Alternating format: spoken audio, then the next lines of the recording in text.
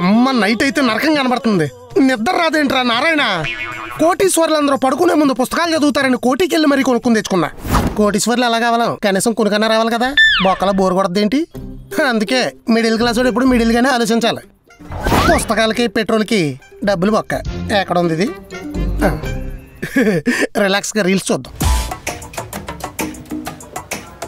ఏమండి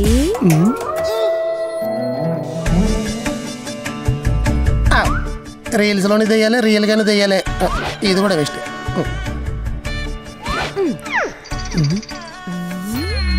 అయ్య బాబాయ్,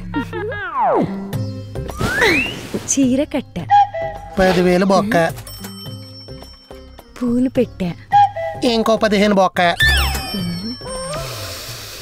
సెంటు కూడా కొట్టా, ఇంకో 25 బొక్క, టోటల్ 50. ఇటుకంత అవ్వలేదు. నేను కూడా ఈటికైనట్ల గురించి అంటలేదు. నువ్వు ఎంత ఎఫర్ట్ పెట్టి రెడీ అయ్యావంటే తర్వాత ఎంత కేటాకిస్తావు అని దాని గురించి అంటున్నా. ఏం పెట్టుకొచ్చావు ఇందులో?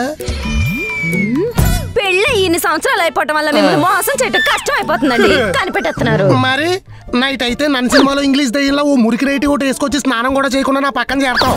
సడన్ గా సీర కట్టుకొచ్చి డెబ్యూ ఫిల్మ్ హీరోయిన్ లో ఓవర్ యాక్టింగ్ చేస్తే కనిపెట్టలేదు. రెడీ అవటానికి 2 గంటలు బొక్క.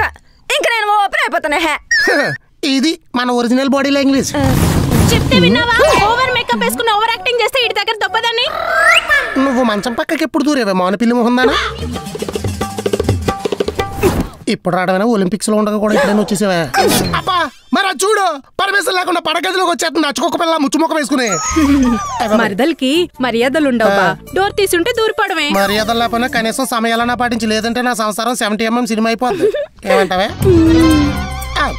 పితృదేవతల కోసం పెట్టిన పెండలో తలకేసుకుని అట్ట చూస్తావంటే నువ్వేం చెప్పవా దీనికి? నేను చెప్తేనే వచ్చింది. మంచం పక్కన దాక్కోమని చెప్పావా? పోనీ బాత్రూంలో బొమ్మని చెప్పపోయావా? పంచనా ప్లాన్ ఏంటో అడగండి, లేదంటే నాకు చెప్ప బుద్ధిగా. మనకు మళ్ళీ ఇది ఒకటి ఉందేటి?